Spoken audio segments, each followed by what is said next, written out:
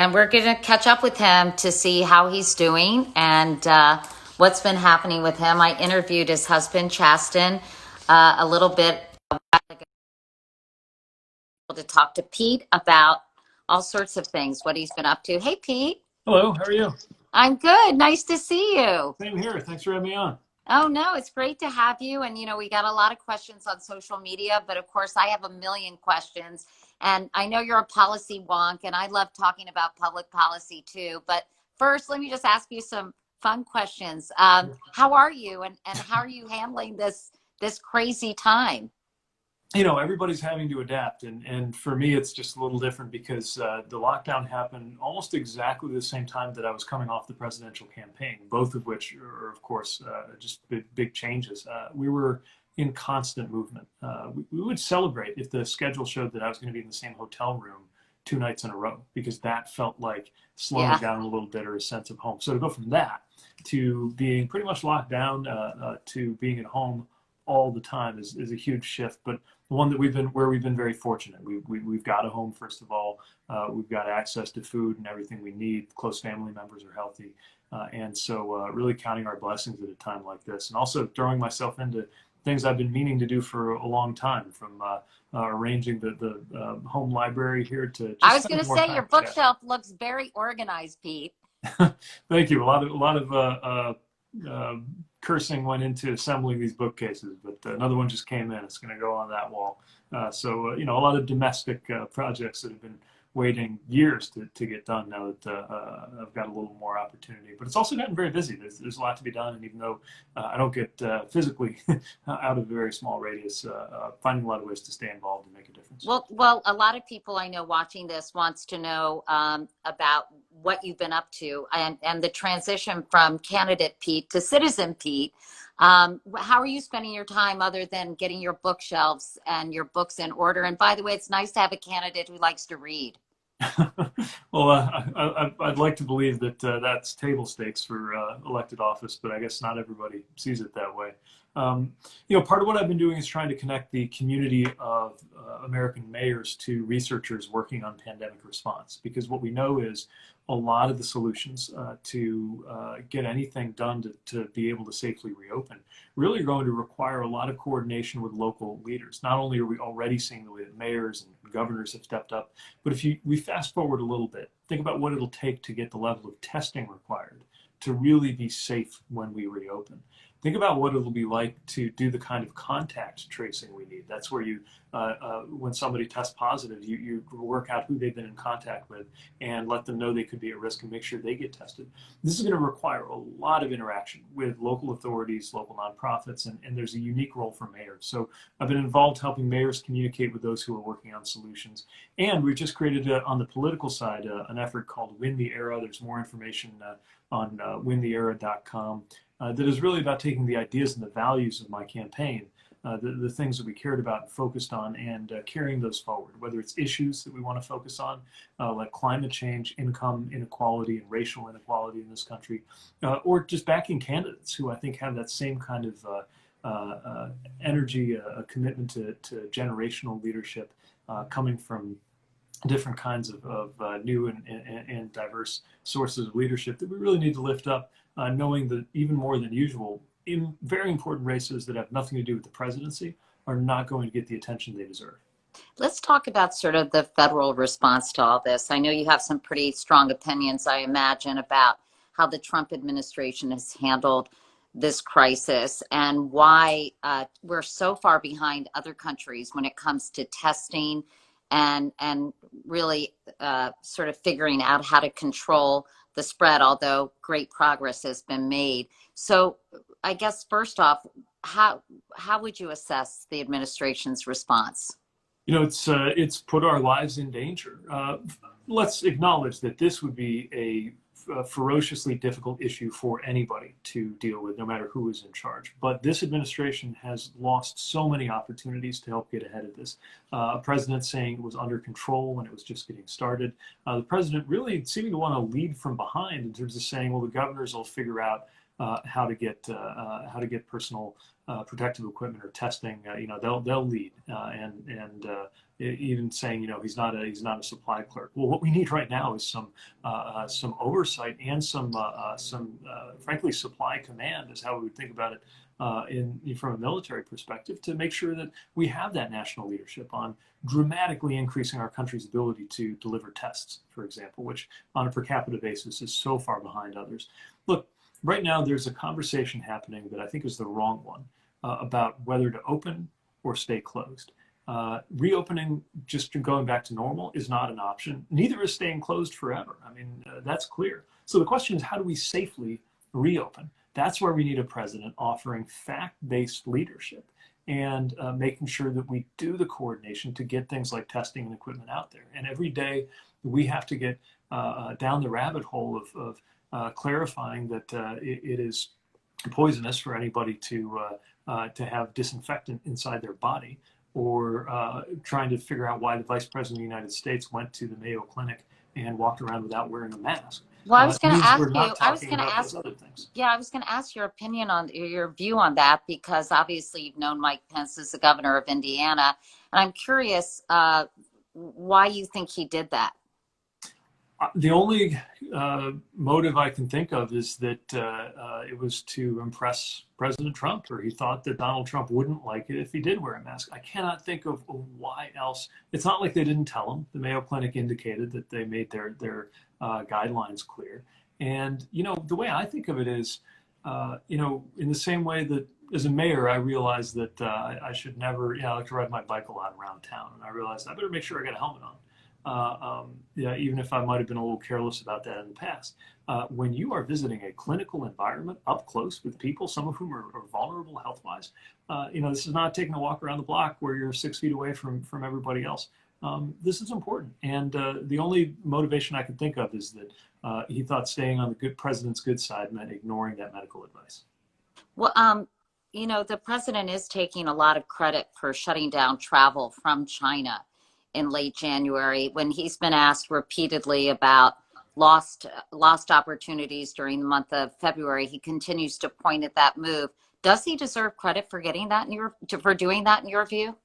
I mean, it misses the fact that it looks like most of the infections in this country actually came by way of Europe. Look, yeah, travel restrictions are and may have been an important part of the response, but they really missed the boat in terms of what might have prevented this from exploding the way it did in the U.S. And more importantly, we've got to be looking forward. And this president is doing so little to draw us together, to lead this country, to support governors and mayors who need help.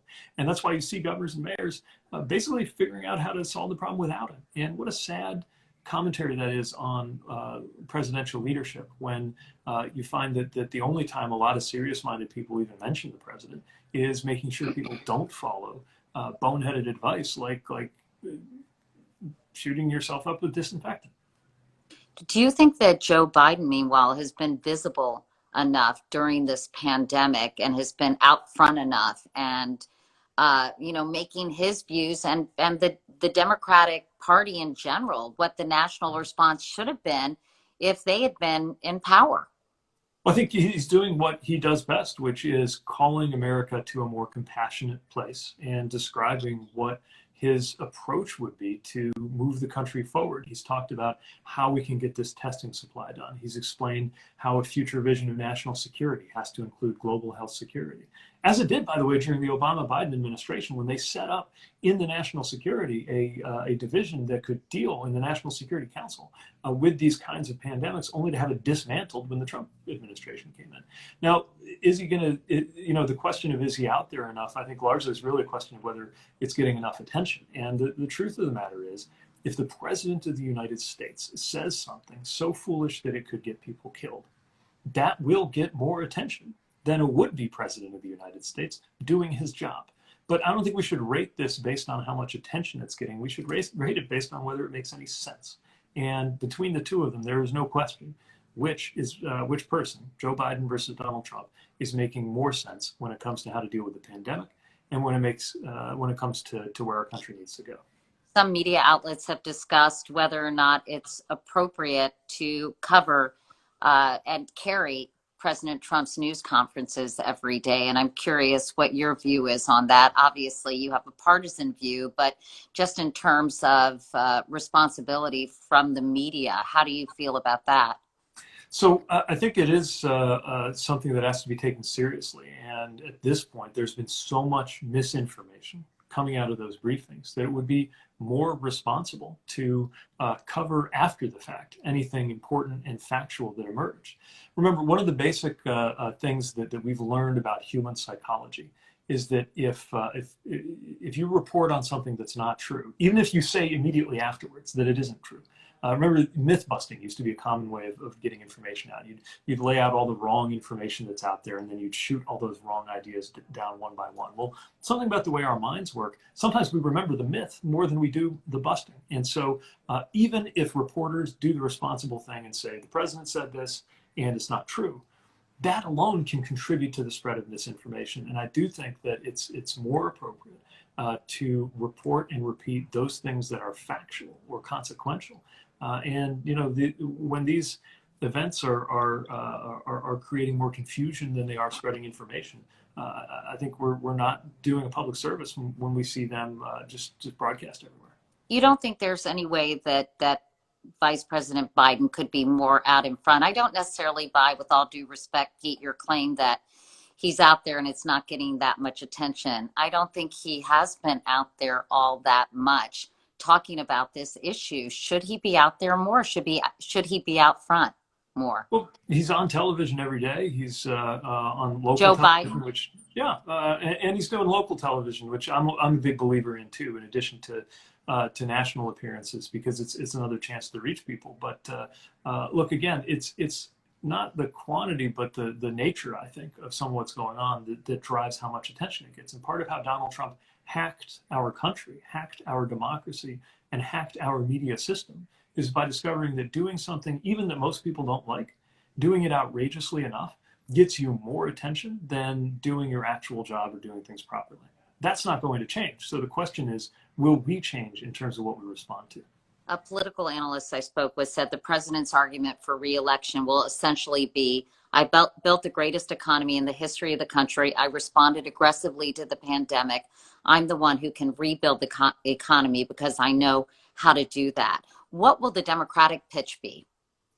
Well, it's simple. The president cannot keep us safe, and we need to develop a new normal. Not just going back to the old way with the same winners and losers and the same weaknesses, but build an economy and a society strong enough that we're not vulnerable the way we were before.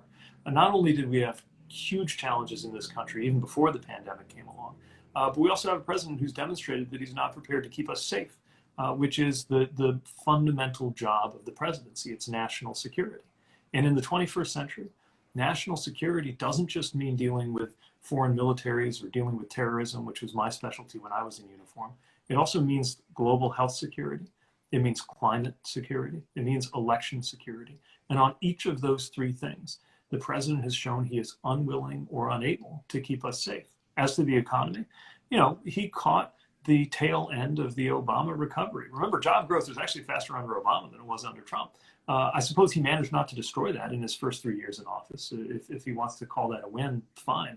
But it's not exactly the same thing as creating an economy that's going to make more Americans better off. And we've already seen that even when the numbers were looking good in the stock market, you know, most Americans were falling further and further behind in terms of retirement, the cost of education, the cost of housing. And that was before we had this terrible shock of the pandemic. Let's talk about the public health response. Obviously, Pete, has dominated the news, but the economic impact could be longer lasting. What else can be done to deal with skyrocketing unemployment, businesses going belly up, and all the collateral damage that will be left in the wake of this tanking economy? Well, first, we got to recognize that there's no substitute for national and federal leadership when it comes to keeping the economy moving. And that's why things like what's called the PPP, the funding that went to support employers and fund them to keep their employees on the rolls, was important. But we also saw how quickly that funding dried up. And it's why we need to continue reinforcing those sources of funding and making sure that they go to the businesses that need them most. Look, the reality was that money went through banks, and the banks were first to call up those that they had the strongest connections to.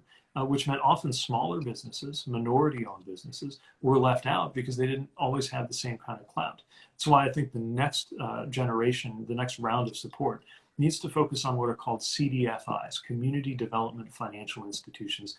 They're often the ones who are supporting those small businesses and those minority-owned and women-owned businesses. You know, here in South Bend, the last decade, we spent so much effort when I was mayor building an economy, and small business was at the forefront of that. So we've got to make sure we're supporting that. We've got to make sure we're supporting individuals directly. And we've got to recognize that the economy we're going to come back to isn't going to be the same as it was before. And that doesn't have to be an altogether bad thing if we can build something that is stronger, that is fairer, that is better. Because this virus didn't just expose our weaknesses, it exploited them in a lot of ways. The fact that, for example, we're one of the few modern countries that doesn't have a lot of protections for workers when it comes to sick leave means that more people who were infected went to work because they had to. And that made us all worse off and more dangerous. Shame on us if we go back straight to the way we were doing things before. Well, I was going to ask you, you know, this has exposed pretty stark disparities, income inequality in terms of healthcare, in terms of access to medical care, in terms of the communities of color that are being much more severely affected by this pandemic.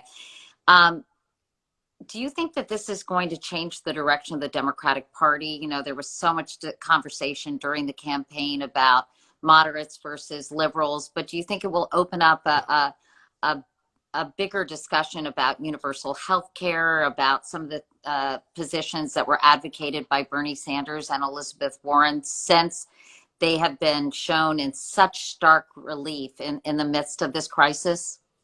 Well, I think certainly it continues to show why, for example, depending on employer-based healthcare as the solution for most Americans probably doesn't make sense for the long term. Now, we had differences in approach. I thought it would be best to allow people to choose whether they want to go on a public plan. But one thing that I agree with my more progressive competitors on is that public plan will probably be better for most Americans. You know, another thing we've seen is the importance of raising wages. Look, if Congress sets up an unemployment benefit to help keep people alive, and that turns out, as it often did, to be more than some people were making, that's not an indication that the benefit was too generous. It's an indication that poverty wages are unsustainable in this country. And I think that is something that's been exposed in a new way.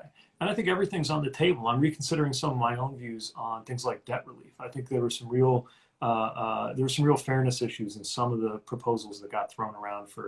Sorry, and what are you reconsidering? In things like student debt relief, I've always felt that it needs to be targeted, focused on things like the for-profit schools that acted in bad faith, and that it would be unfair to move too quickly for relieving debt that was entered into in good faith, because it's unfair to the people who had just been able to repay. But I think right now we got to face the fact that we need to find new ways to get economic relief to people, and taking another look at how to more swiftly and directly deal with things like consumer debt or student debt. All of that's got to be on the table, because this is a crisis the likes of which we've not seen in our lives. Well, how are you going to do that? I mean, the federal government, the deficit is obviously getting bigger and bigger and bigger and deeper and deeper. And, you know, how can there be a better safety net without, I mean, there's just not enough money to support the people who are hurting right now, Pete. Well, the reason that there hasn't been enough money is the decision to slash taxes for very wealthy people. Look, the money's there. I mean, there's no mathematical reason why our country would be incapable of providing the kinds of benefits that every other industrialized country does. It's a choice.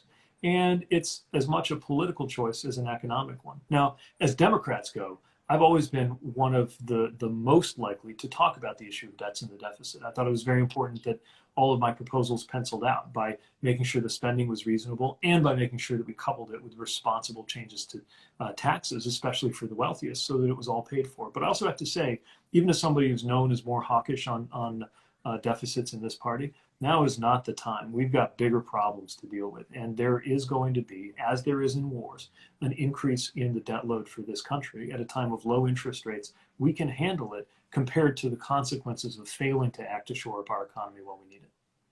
Are you worried about November voter turnout, voter suppression if this thing goes on? I'm very worried about voter suppression. It was a concern before.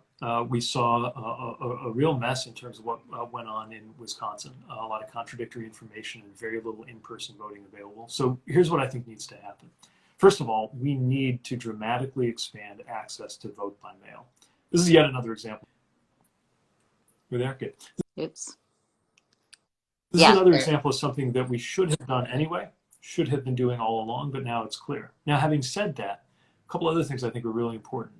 If we move to vote by mail, but don't act to make sure there are safe means of in-person voting, that could be disenfranchising for some people. So we got to do both and. Another thing that's very important is making sure the kinds of voter suppression we saw in Georgia, people being purged from the rolls even though they are registered voters. Well, that's even harder to fight from the perspective of an individual voter in a vote by mail environment, which is why we need to make sure that we fight that up front with the kind of activism that organizations like Stacey Abrams' Fair Fight and Let America Vote and others are pursuing. And this shouldn't be a partisan thing. I do think it's been used as a partisan weapon, and Republicans have used voter suppression to prevent Democrats from winning. But I don't think you have to be from one party or the other to care about making sure that every eligible voter gets to vote. You know, looking back on the campaign, I'm just curious now that you've had some time to kind of think about it and analyze what you did or didn't do. Why do you think you were never quite able to expand your base and to get more people of color to support you? Do you think that you didn't reach out early enough in the campaign process? Well, I think you can always do better, and I've thought a lot about how we could have reached out further. It's also the case that Joe Biden had an extraordinary level of trust built up over decades, with, in particular, the Southern Black voters who came out for him in a big way in South Carolina and helped deliver the nomination. And for candidates who were newer on the scene, it was very few candidates, even African-American candidates, ever got past kind of single-digit levels of support competing with somebody who has a deep level of trust there. And I recognize that often that kind of trust can only be earned over time with voters, in particular, who have felt taken for granted and left out. And with good reason, they've worried about this time and time again. And I saw that skepticism in the conversations that we were having. At the same time, I'm also proud of what we were able to put forward from a policy perspective, especially when it comes to tackling the racial inequality we have in this country.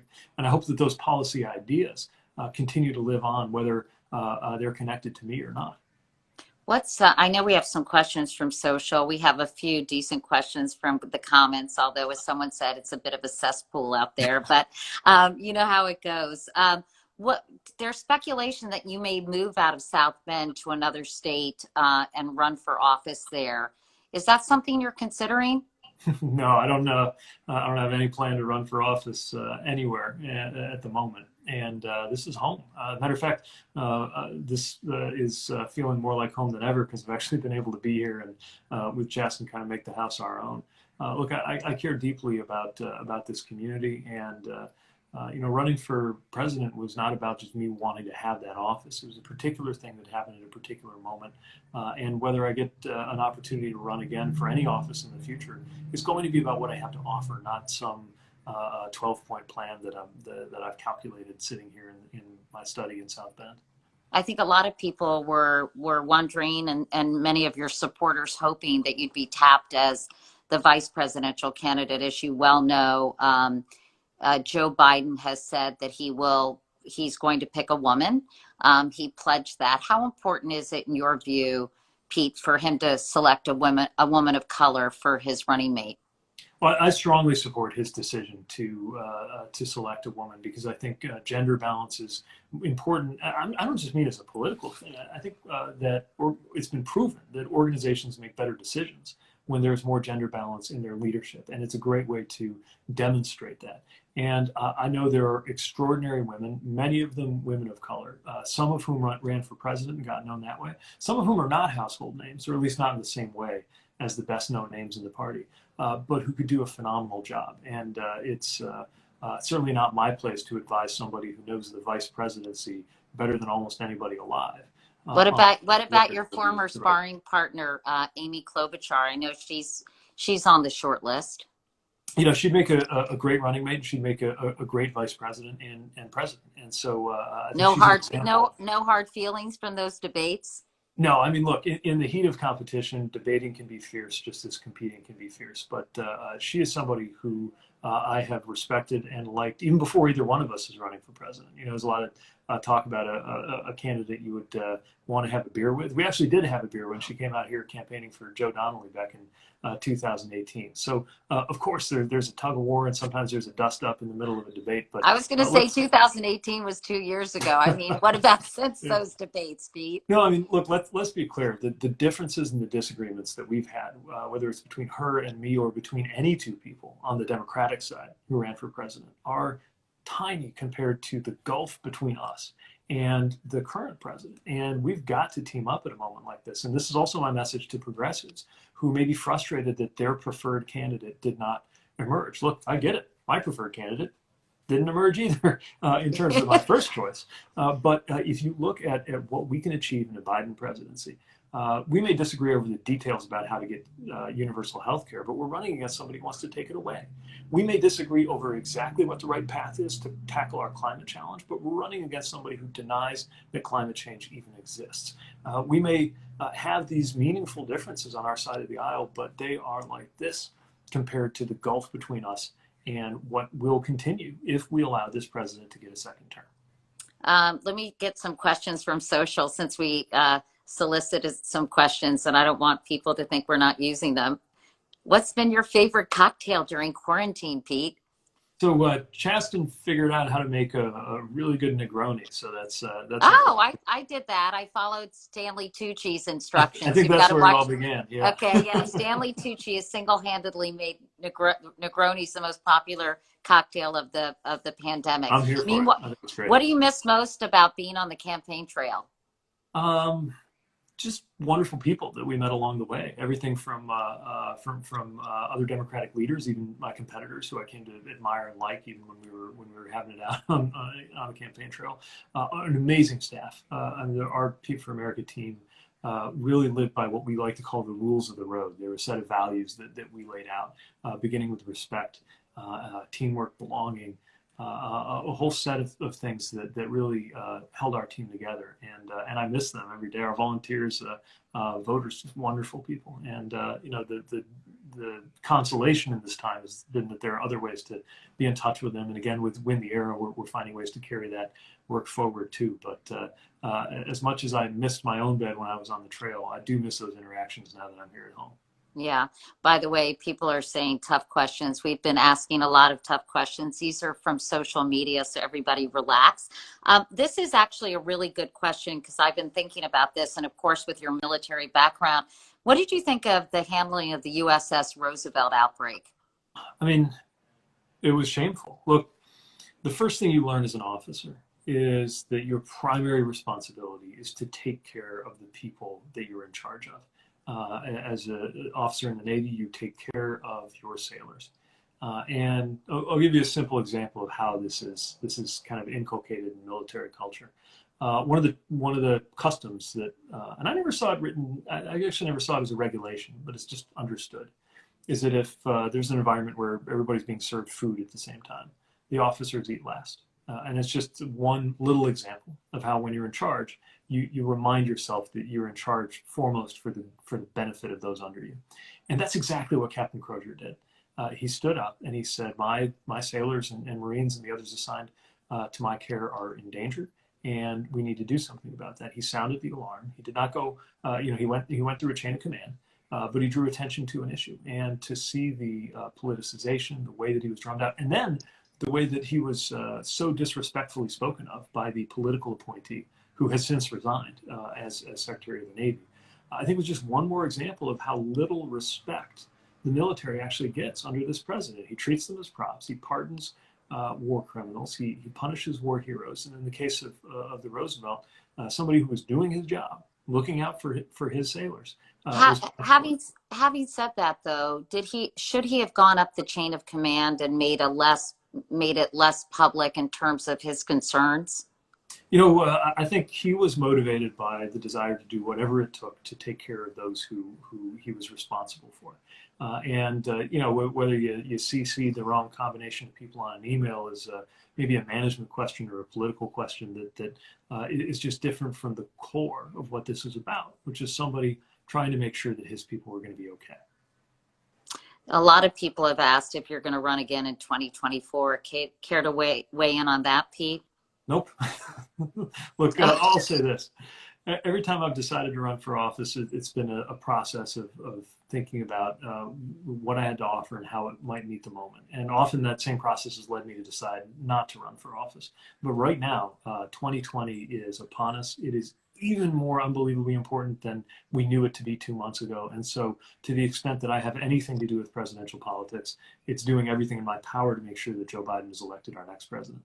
I'm just curious, it seems to me that pandemics or a crisis like this can either pull people together or separate them further. And it seems to me that the conversation and even some of the comments that I'm reading when I'm not listening to you, it seems that this has actually intensified the divisions in this country in some ways in terms of responding to the way the Trump administration has been handling this crisis. Do you think that we're just forever going to be intensely polarized, and that this sense of the United States as one nation will ever come to pass again? I think it's up to us. And I think the future of this country depends on us finding a way to do that. The way that we get our information has changed. In so many ways, the way we interact has changed, but certain things have not changed. The extent to which we actually rely on one another's goodwill and integrity and participating in a democracy means all of us taking responsibility. That hasn't changed. It's only grown more obvious in the era of this pandemic. And so what we've learned is, especially depending who our leader is in the White House, it's not automatic that an emergency will bring us together. But it's certainly not automatic that an emergency has to drive us apart. And what we need now, if we're not getting it out of the Oval Office, is to seek leadership at every level, inside and outside of government, locally and nationally, that has that basic quality of calling us to our higher values and reminding us what we care about, and reminding us to put a bigger picture in front of us. If we have that, I think we can get through this. And there's just no other option, because America isn't America if we're at each other's throats. I hear your dog in the background, by the way. Yeah, that's Buddy. He's vigilantly guarding the front porch there. Meanwhile, a couple of people are commenting you seem to have a different hairstyle. Did you cut your own hair, or did Chaston cut your hair? Chaston did it, but I made him. I said, I think we really got to have a go at this. He took out the clippers. He said, listen, if you let me do this, it's probably not going to come out the way you'd hope. So there was fair warning, but I said, let's go for it. And you're looking at the consequences. Yeah. And finally, other people asked on social media about if Joe Biden is elected in November, would you be interested in serving in his cabinet? Somebody asked about Secretary of State. In fact, someone said CNN has recently reported that Democrats want to groom you as Secretary of State or Defense, and people are asking for your thoughts on that. And look, I want to make myself useful to the public any way I can, but I don't want to put the cart before the horse, because the way to do that right now is to make sure that Joe Biden is the next president of the United States. And then whether it's inside of government or outside, I'll find a way to make myself useful. But right now, we've got a very clear task in front of us, and I'm doing everything I can to make it happen. In addition to the candidates up and down the ticket, I always said on the campaign, we can't treat the presidency like it's the only office that matters. And what Win the Era is about is supporting candidates who may not be getting the attention because of this moment that we're in, but who deserve our support and can make a big impact. I just interviewed Gavin Newsom, and he was saying last year nobody knew who the governors were, and suddenly governors are in the spotlight as never before. And I also interviewed London Breed, the mayor of San Francisco, and I think mayors at your old job and governors are really taking an unprecedented role, and I think it's really actually teaching people a lesson in civics in some ways.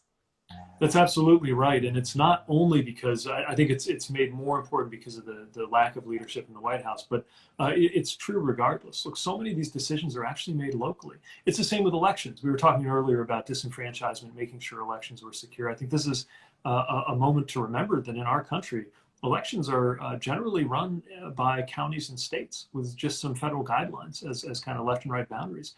The local has never been more important, and we've seen so many mayors stepping up. I'm so glad that you spoke with Mayor Breed of San Francisco, got such high marks for the quick action she took.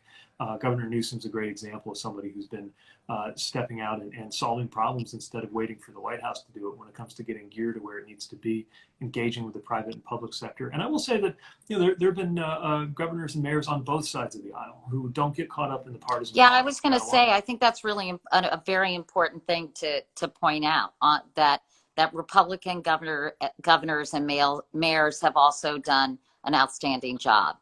Yeah, especially when they are leading with facts and going by what science and medicine and experts have to say. And a lot of them will privately tell you their frustration with what's coming out of the White House, but they're not letting it stop them from doing the right thing at home. All right. Well, Pete Buttigieg, thanks so much, Pete. It's been fun talking to you. I know you'd want to get deep into public policy. For people who may have missed our conversation, we're going to have a link to this IG Live tomorrow in our newsletter, Wake Up Call. You can go to katiecouric.com. I know you're a daily reader, right, Pete? Absolutely, yeah. Keep an eye out. He's like, what? You are now, Pete. You are now. Chaston, and you have to sign up for the newsletter. But we appreciate all the comments, even the trolls, At least we're getting their attention, right? And usually we have a lot of very smart people. We did tonight as well. And so we appreciate the questions we got from everybody watching. Pete, thanks a lot. And tell Chaston I said, hey. I will do. Yeah, I know he really enjoyed speaking with you recently, and look forward to seeing you in person one day. But he's all over this Instagram thing. I know he's like the talk show host of Instagram. I know he interviewed Jill Biden the other day, so he's having fun with it. Meanwhile, you got a lot of reading to do, if judging from your bookshelf. So yeah, no kidding. It's waiting for us. All right. Thanks again. Great seeing you. Thanks so much. Pete. Okay, thanks everybody. Bye.